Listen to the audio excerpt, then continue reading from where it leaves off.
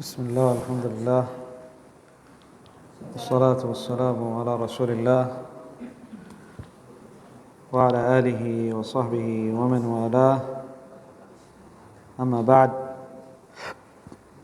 طيب، قال المؤلف رحمه الله تعالى: باب دخول الخلاء والاستطابة، أي آداب دخول الخلاء من الذكر وغيرها، والاستطابة أي والاستنجاء والاستجمار. المراد بها الاستطابة أي الاستنجاء، وهو يعني تنظيف مكان البول أو الغائط بالماء، والاستجمار هو تنظيف مكان البول أو الغائط بالحجارة أو ما يقوم مقام الحجارة. وهذا فيه بيان كمال شريعة الإسلام وتمام شريعة الإسلام. فقد قال سلمان، جاء عن سلمان الفارسي رضي الله عنه وأرضاه أن يهودي قال: علمكم نبيكم كل شيء؟ قال: نعم، حتى آداب قضاء الحاجة. علمنا النبي صلى الله عليه وسلم كل شيء حتى آداب قضاء الحاجة. فشريعة الإسلام كاملة، ومما يدل على كمالها، يعني مما يدل على كمالها هذا أنها جاءت حتى بآداب قضاء الحاجة. آداب قضاء الحاجة دليل على الأدلة على كمالها كثيرة، منها قول الله عز وجل: اليوم أكملت لكم دينكم. قال المؤلف: عن أنس بن مالك رضي الله عنه أن النبي صلى الله عليه وسلم كان إذا دخل الخلاء قال: اللهم إني أعوذ بك من الخبث والخبائث.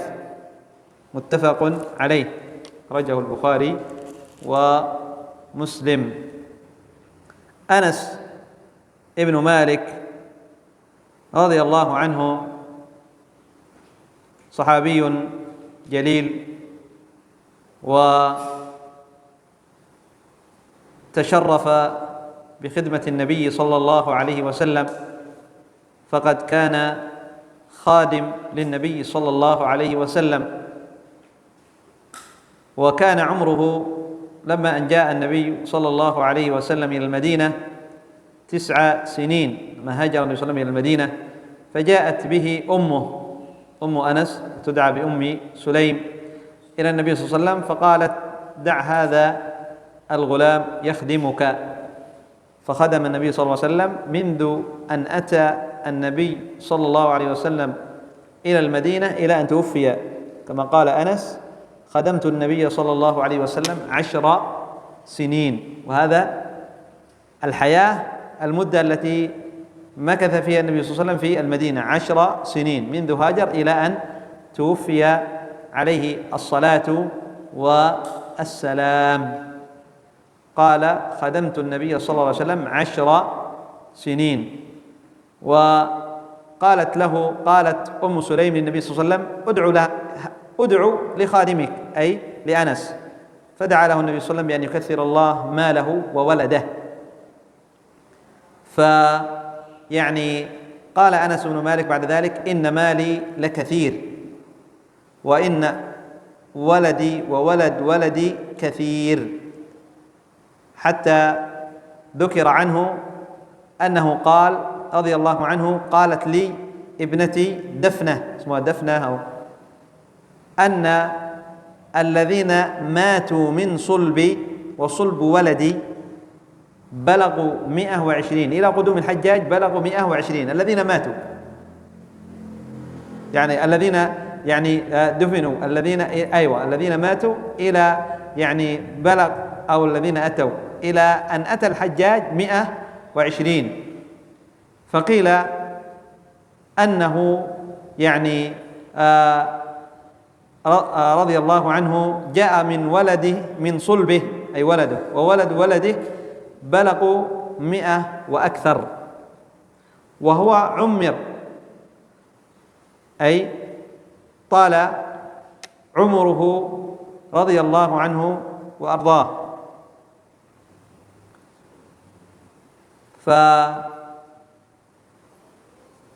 فذكروا أن من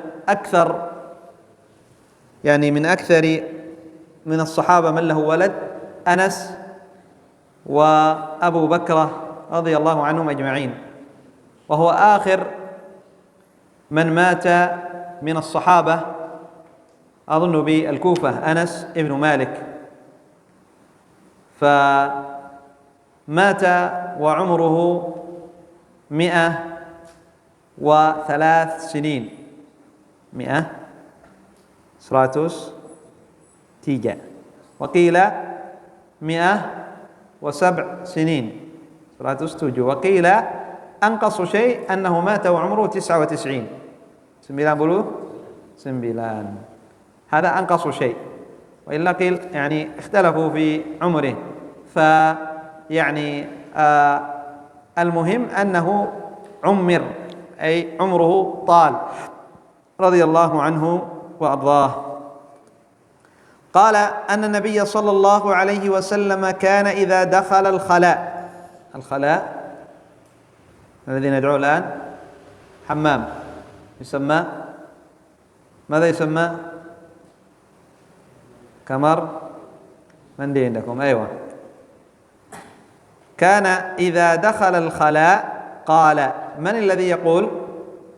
النبي صلى الله عليه وسلم: اللهم إني أعوذ بك من الخبث والخبائث. أعوذ بك أي أعتصم بك من الخبث والخبائث.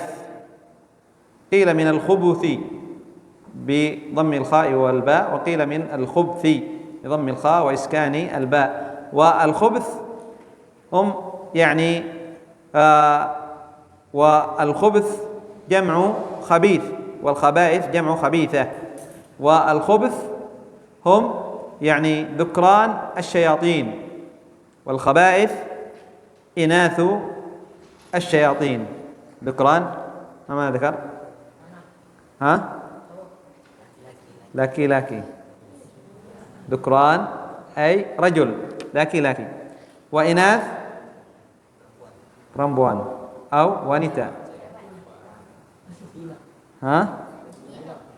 دينو ونيتا، أيوة.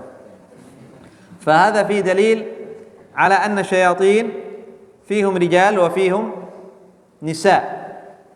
الشياطين فيهم رجال وفيهم نساء، فالنبي صلى الله عليه وسلم كان يتعوذ.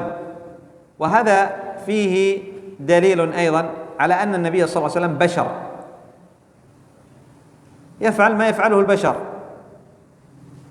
فالنبي صلى الله عليه وسلم يفعل ما يفعله البشر، ويحتاج ما يحتاجه البشر من قضاء الحاجة. وفيه أيضا أن النبي صلى الله عليه وسلم وهو الذي عصمه الله عز وجل، ومع ذلك كان يتعوذ من الخبائث. كان النبي صلى الله عليه وسلم يتعوذ من الشياطين، من الخبث والخبائث. فنحن من باب أولى. فالذي ينبغي علينا أن نأتي بهذا الدعاء عند دخول الخلاء. هذا مستحب، استحباب الدعاء عند دخول الخلاء ليأمن العبد من الشياطين الذين يحاولون إفساد صلاته. ومن أذى الشياطين أيضا أنهم يسببون التنجس في العبد لتفسد صلاة العبد. فالشيطان حريص على أن يفسد صلاة العبد ولا يريد أن يصلي، الأصل لا يريد أن يصلي، فإذا قام العبد وصلى حاول الشيطان أن يفسد عليه صلاته. والدليل أن النبي صلى الله عليه وسلم قال: إذا أذن المؤذن ولى الشيطان، هرب الشيطان وله ضراط، ثم إذا قضى التثويب أي الأذان رجع، ثم إذا ثوب للصلاة، إذا أقيمت الصلاة ولى الشيطان وله ضراط، ثم إذا قضى التثويب للصلاة رجع، حتى يخطر بين العبد وبين نفسه فيقول في الصلاة اذكر كذا اذكر كذا، صح؟ هذا يعني أكثرنا إلا من رحم الله، عندما نكبر نسيت كذا وفعلت كذا وسأفعل كذا، صح؟ يأتي الشيطان، هذا هو من فعل الشيطان. قال النبي صلى الله عليه وسلم فيرجع فيحول بين العبد وبين صلاته فيقول له اذكر كذا اذكر كذا لما لم يذكر من قبل. ولذلك يعني بعضهم يعني يذكر أشياء قد كان قبل يبحث عنها ونسيها، إذا صلى يذكر هذه الأشياء، صح؟ يذكر هذه الأشياء. وبعضهم إذا دخل في الصلاة دخل في التجارة، دخل في مشروع بناء بيت سيارة وغير ذلك. وهنا قصة حصلت لي يعني رجل في نزلت يعني الدعوة قريب من هذه القرية بجوارها، فيخبر عن رجل يعني صلوا صلاة رباعية أظن صلاة العصر، فصلى الإمام 3 ثم سلم، يعني المصلين يشكونهم قليل المصلون، قليل، قرية صغيرة، فسألوا أحدهم قال نعم أنا متأكد أن الصلاة 3 لم نصلي 4. قالوا له لماذا أنت متأكد؟ هل يعني أنت خاشع في الصلاة؟ قال لا، قال أنا كل ما أدخل في الصلاة يعني الصلاة رباعية قال يعني يفكر بسفينة. ما معنى سفينة عرفتم؟ كابل، أيوة سفينة تمشي، كان قديم، هذا قديم يعني قبل أن يعني إلى الآن موجود هذا يعني بالسفينة تنقل البضائع، ليس يعني قديم جدا. قال أفكر في سفينة، أنني يعني عندي سفينة وأشتري تمر من أين؟ من العراق وفي اليمن، اشتري تمر لأن العراق معروف بلاد التمر، تمر كثير عندهم، من بغداد، ثم تمشي السفينة إلى أن تصل إلى المهرة، إلى يعني محافظته وإلى قريته، تنتهي الصلاة تصل السفينة هل يقول الله أكبر سفينة أحملها في بغداد، ثم إلى أن يقول السلام عليكم السلام، السفينة وصلت إلى قريته، إلى يعني جبل يسمونه فرتك، إلى هذا المكان القرية. قال أما في هذه الصلاة السفينة ما زالت بعيد، لم تصل إلى يعني سلمنا والسفينة لم تصل إلى قريتي، ما زالت بعيدة، إذن الصلاة ناقصة إذن الصلاة ناقصة. فصحيح طلع الصلاة ناقصة لأنهم صلوا 3. انظروا هذا كثير مننا يحصل، عندما ندخل في الصلاة خلاص يخرج العقل. ما هو السبب؟ الشيطان، كما قال النبي صلى الله عليه وسلم فإذا قضى التثويب أي إقامة الصلاة رجع حتى يعني يدخل بين العبد وبين نفسه فيوسوس له بالصلاة، اذكر كذا اذكر كذا لما لم يذكر من قبل، فلهذا يعني يستحب، فلهذا يعني النبي صلى الله عليه وسلم جعل وقاية يعني لأجل ألا يقرب الشيطان من العبد، جعل النبي صلى الله عليه وسلم وقاية. شريعة الإسلام جاءت فيها يعني في كل شيء وقاية لئلا يقرب الشيطان من العبد دائما وهو في صراع، مع الشيطان، لأن الشيطان دائم يسعى في إفساد العبد وفي أن يدخل في جميع شؤونه، في أكله، في يعني شربه، في لبسه، في منامه، في صلاته، في عبادته. فلذلك شرعت لنا آداب وأذكار يعني عند الطعام النبي صلى الله عليه وسلم ماذا قال؟ كل بيمينك، يعني سم الله التسمية لأجل ألا يأتي الشيطان يأكل معك. فالنبي صلى الله عليه وسلم ذات يوم كان جالس وجيء له بطعام، فجاء يعني غلام صغير كأنه يدفع يريد أن يأكل، أخذ النبي صلى الله عليه وسلم بيده. ثم جاءت يعني جارية صغيرة تريد أن تأكل، أخذ النبي صلى الله عليه وسلم بيدها. فقال النبي صلى الله عليه وسلم إن الشيطان يريد أن يستحل هذا الطعام يأكل معنا، لأن هؤلاء لم يسموا الله، يريد أن يستحل الشيطان، وإن يده أي يد الشيطان في يدي مع يد هؤلاء. ثم قال سموا الله وكلوا. فلذلك إذا لم يسمي العبد عند الأكل الشيطان يأكل معه، كما في حديث جابر. ماذا قال النبي صلى الله عليه وسلم؟ قال إذا دخل أحدكم منزله فقال بسم الله، نسمى الله عند الدخول وأتى بالذكر بسم الله ولجنا بسم الله، فسمى الله عند الدخول، قال الشيطان لا مبيت لكم اليوم، لا يستطيع أن يدخل إلى البيت لأنه سمى العبد، جاء بالذكر عند الدخول. فالشيطان يسعى دائما وهو مع العبد يريد أن يفسد عليه. قال فإذا سمى الله عند الطعام قال الشيطان لا مبيت لكم اليوم ولا عشاء عند هذا العبد. قال وإذا دخل ولم يسمي الله يقول الشيطان أدركتم المبيت، أي ستنامون في البيت.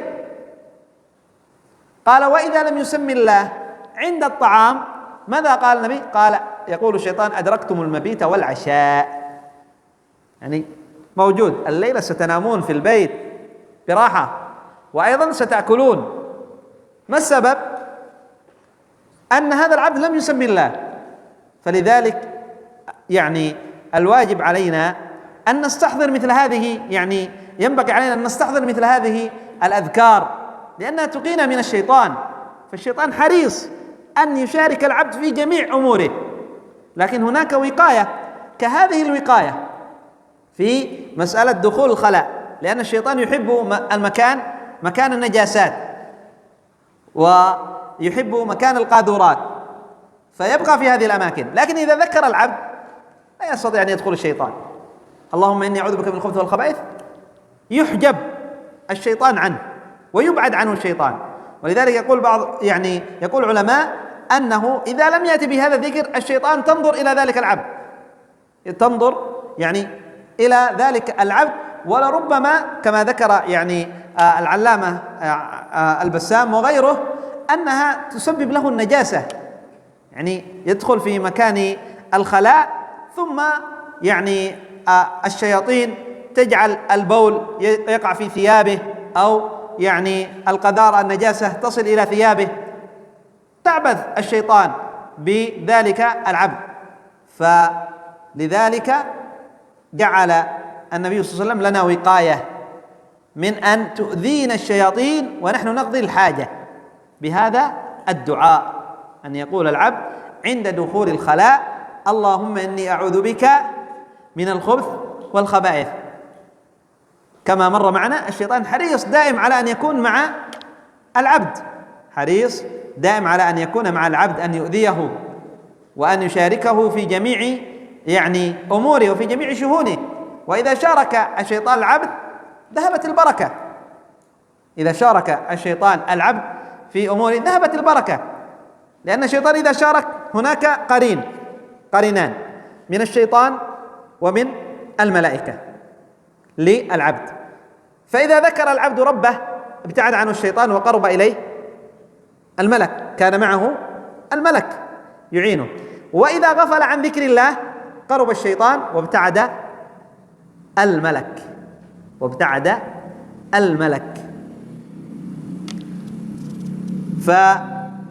مما يدل أيضا على هذا أنه يقرب الشيطان عندما يغفل العبد، وأيضا عند العمل بالأسباب التي يقرب الشيطان، التي فيها مخالفة النبي صلى الله عليه وسلم، قد أمر بعدم فعل هذا ولكن العبد يفعله، الشيطان يقرب والملائكة تبعد.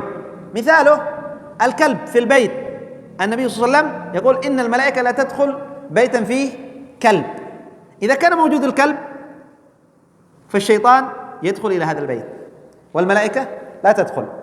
وكذلك الصور، وهذه كثيرة الآن، كثير ابتلي بها أكثر المسلمين. الصور في البيوت، لماذا تعلق صورة في البيت؟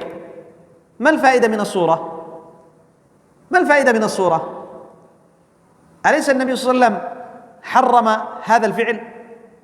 أليس النبي صلى الله عليه وسلم غضب عندما جاء هناك سترة فقط؟ عائشة سترت البيت يعني من أجل لا يروا ما في الداخل، سترة لكن فيها صورة. هذا حاجة، هذه حاجة. قد يقول قائل هذه للحاجة. ما هو الحاجة؟ تعليق صورة في الجدران ما هي الحاجة؟ ما في حاجة. هذه حاجة، عائشة علقت صورة لك حاجة لستر البيت، لكنها صورة ليست للامتهان.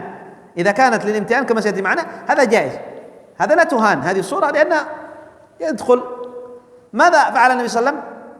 غضب، قال لعن الله المصورين، إن الملائكة لا تدخل بيتا فيه كلب ولا صورة، فغضب.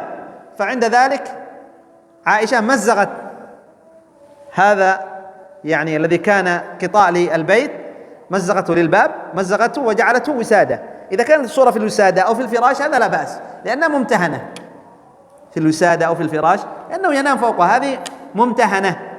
فجعلت عائشة رضي الله عنها يعني هذا الذي فيه الصورة يعني لباس للوسادة. فالذي يفعل مخالفة للنبي صلى الله عليه وسلم يقرب إليه الشيطان، قرينه من الشيطان. وإذا فعل الطاعة قرب إليه الملك، قرب إليه الملك.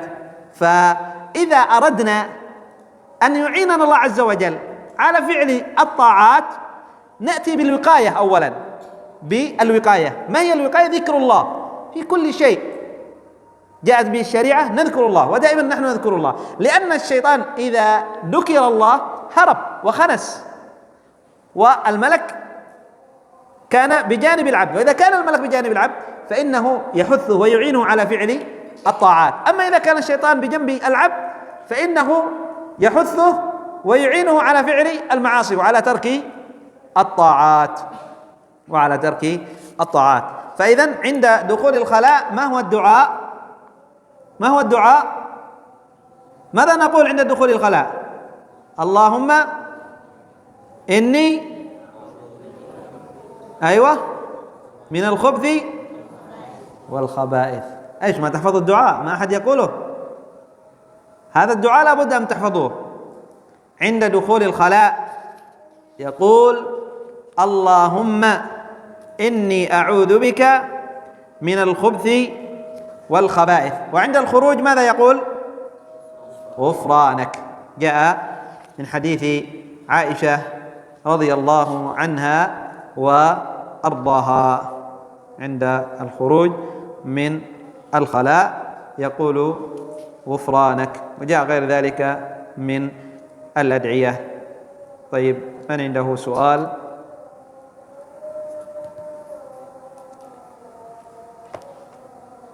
هل عنده سؤال؟ في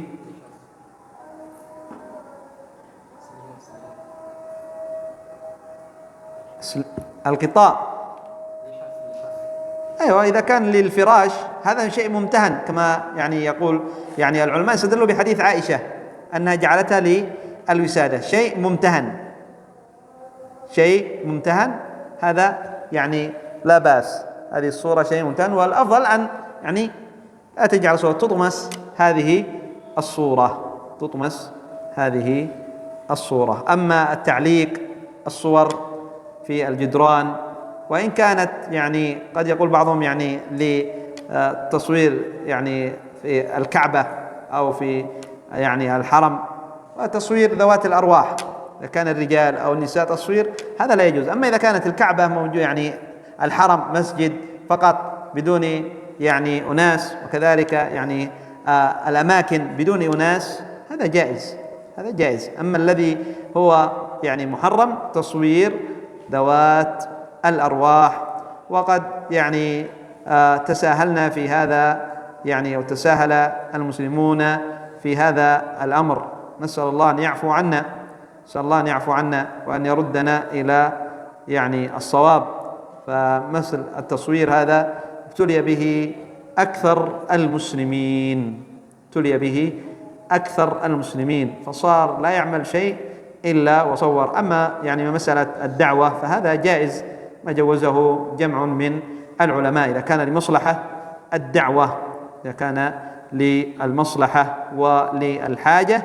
فكما ذكر يعني شيخ سليمان الرحيلي حفظه الله تعالى، يعني عندما سئل عن هذا ذكر يعني في إجابته يعني كلاما طيبا، كلام طيب، أنه إذا كان للحاجة والضرورة فهذا يجوز، ومصلحة كمصلحة الدعوة، كمصلحة الدعوة، أو كان إذا كان كالبث المباشر، كان كالبث المباشر يعني كالكاميرات لمصلحة يعني هذا أجل عدم السرقة، هذا جائز، ما ذكر ذلك شيخ سليمان الرحيلي. أما المسألة إذا كان صورة تلتقط صورني، هذا هو الذي لا يجوز.